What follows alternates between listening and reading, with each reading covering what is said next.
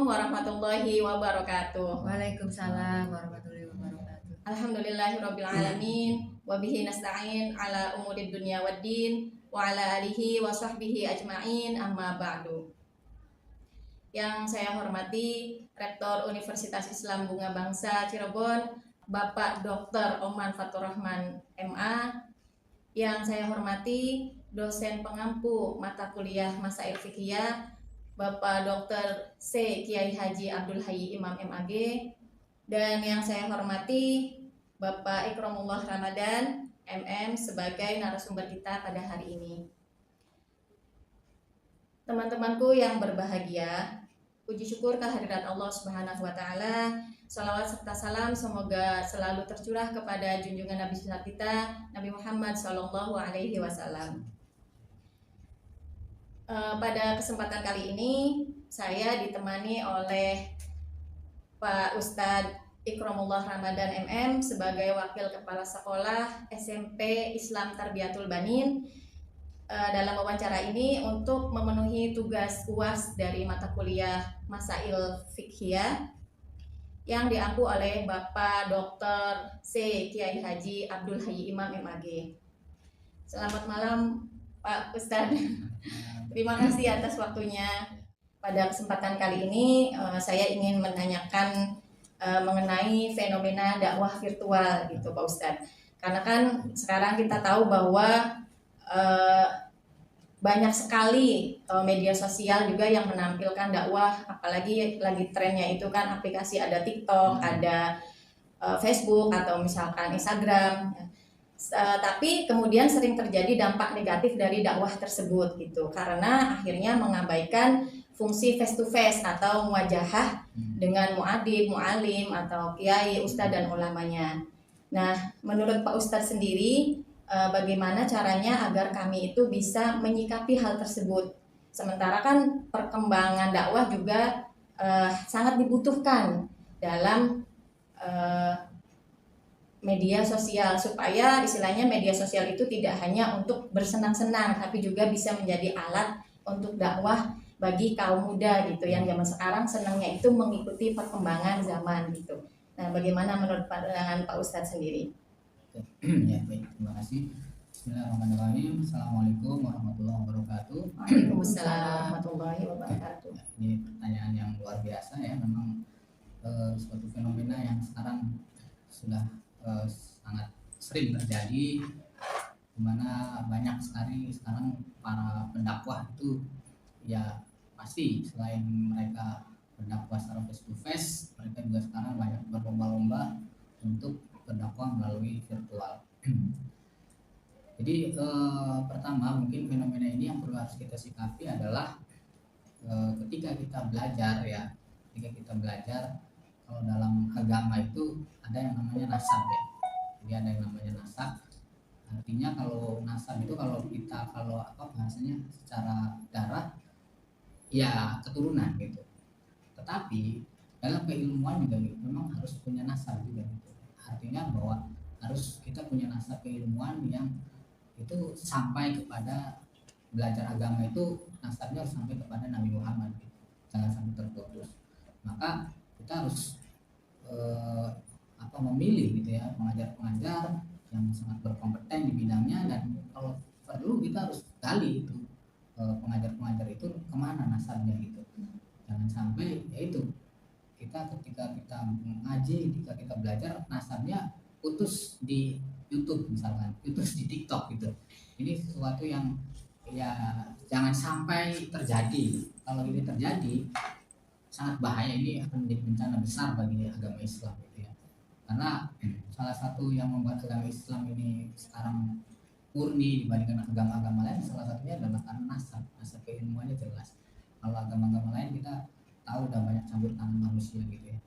Nah, jadi pertama itu, jadi yang perlu dicatat adalah bahwa nasab keilmuan ini harus jelas. Jadi ketika kita mendengarkan ceramah-ceramah online, kita juga harus pastikan nasab keilmuan penceramah itu jelas gitu, sampai kepada Nabi Muhammad. Dan yang kedua ya, kita semacam mengingat kembali lah mungkin perkataan dari Sayyidina Ali bin Abi Thalib yang mengatakan bahwa salah satu syarat kita belajar itu ada 7, ya ada 7. Dan mungkin salah satunya adalah yaitu guru, ya kan gitu. Nah, guru ini ya apa istilahnya? Ya kalau kita secara konvensional ya kita harus datang, harus bertemu dengan guru tersebut, kita bertatap muka, kemudian ya disitulah terjadi proses transfer keilmuan gitu kan. Jadi jangan sampai kita hanya secara virtual saja gitu ya. Jadi itu akan tidak tidak akan cukup gitu ya, tidak akan cukup bagi kita kalau hanya sekedar virtual, karena virtual itu ya sekarang orang gampang sekali mengedit ya. Jadi wajahnya misalkan ustadz siapa yang viral, tetapi diedit sedemikian rupa sehingga sebenarnya maksud dan tujuannya apa dipotong kemudian dijadikan suatu hanya sekedar alat, tidak secara utuh gitu, dipotong-potong videonya gitu. Dan itulah yang terjadi sekarang. Kalau kita hanya belajar lewat online gitu ya, tidak lewat langsung, itu yang dikhawatirkan adalah kita tidak menerima informasi itu secara utuh gitu. Ini akan sangat berbahaya ketika agama ini, transfer keilmuan ini tidak utuh, apalagi dalam agama. Maka yang sangat kita tidak inginkan adalah ada distorsi agama sih. Sehingga sekarang tidak apa ya bahasanya, kita tidak asing lagi menemukan orang-orang yang dikit-dikit memurtadkan orang, mengkafirkan orang, kemudian pokoknya keras sekali gitu ya terhadap sesama Islam gitu. Nah, karena mereka berdakwahnya modelnya seperti itu, tidak belajar secara utuh gitu, sepotong-sepotong. Jadi yang paling bahaya adalah ketika mereka belajarnya sepotong-sepotong dalam agama, kemudian orang tersebut dianggap oleh masyarakat adalah ustadz atau pemuka agama atau ulama. Sedangkan ulama ini, ustadz ini, mereka belajarnya dari online, dari video-video potongan, tidak pernah bertemu dengan kiainya, ustadznya atau ulama secara langsung. Dan akhirnya ketika mereka berdakwah justru bukan yang menyejukkan, ini malah menjadi provokator. Nah, ini yang sangat berbahaya. Maka dari itu ya untuk fenomena sekarang berdakwah secara virtual ya memang secara dakwah ya inilah ladang dakwah ya, artinya kita bisa menyebarkan ini lebih luas gitu, tidak terikat dengan ruangan, seluruh dunia bisa melihat. Tapi di sisi lain ya itulah salah satu negatifnya, potongan-potongan video itu kalau misalkan dijadikan alat untuk propaganda atau provokator ini sangat berbahaya. Makanya ya saran saya tetap pendidikan di pesantren, pendidikan ngaji dengan kiai, dengan ustadz di masjid itu harus tetap ada gitu, tetap dilanjutkan gitu. Sedangkan yang online ya itu bagian dari penambah saja ya, penambah keilmuan kita gitu. Seperti itu sih. Mungkin sedikit ini ya Pak Ustadz, bagaimana kalau misalkan live gitu. Kalau live itu kan maksudnya jadi kita bisa melihat langsung tanpa potongan-potongan gitu. Nah, mungkin bisa disikapinya dengan online kan mungkin Ustadz. Oh ya, jadi ini misalkan ada fenomena ngaji live ya. Iya, nah itu bagaimana? Nah, apakah sama dengan wajah tadi gitu? Ya, ini sangat berbeda ya. Jadi ketika kita mencari ilmu dalam Islam, memang yang kita cari bukan hanya ilmu, tapi di situ ada yang namanya keberkahan. Nah, kalau kita datang langsung bertemu dengan ya dalam kita bahasanya ya lagunya topik lah, berkumpul dengan orang-orang yang soleh seperti itu salah satu yang dianjurkan oleh Nabi. Jadi ketika kita bertemu dengan para ulama, para kiai langsung di situ, insya Allah di situ ada keberkahan. Jadi bukan hanya ilmu yang didapat tapi keberkahan. Apakah yang live itu salah? Ya tidak. Tentunya mereka juga benar. Mungkin karena keterbatasan waktu ya, keterbatasan ruangan, tempat. Jadi mereka hanya bisa menyaksikan secara live. Ya tapi tetap harus kita anjurkan kalau misalkan memang secara jarak dan waktu memungkinkan datang, lebih baik datang, karena di situ kita tidak hanya mendapatkan ilmu tapi mendapatkan keberkahan gitu, orang soleh.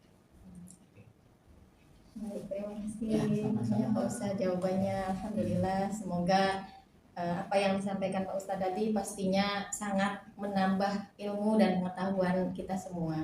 Dan semoga apa yang disampaikan Pak Ustadz itu bisa menjadi jalan kita untuk bisa belajar dengan cara yang baik sesuai dengan kaidah agama gitu. Terima kasih banyak Pak Ustadz. Baik teman-teman, demikian wawancara kami dan apa yang disampaikan oleh Ustadz Ikramullah Ramadan. Semoga juga menjadi jalan keilmuan bagi kita semua, agar kita semua bisa menuntut ilmu dengan cara yang baik dan bisa terhindar dari hal-hal yang buruk pula akibat pengaruh media sosial yang sedang berkembang. Terima kasih. Diakhiri wabillahi taufiq wal hidayah. Wassalamualaikum warahmatullahi wabarakatuh.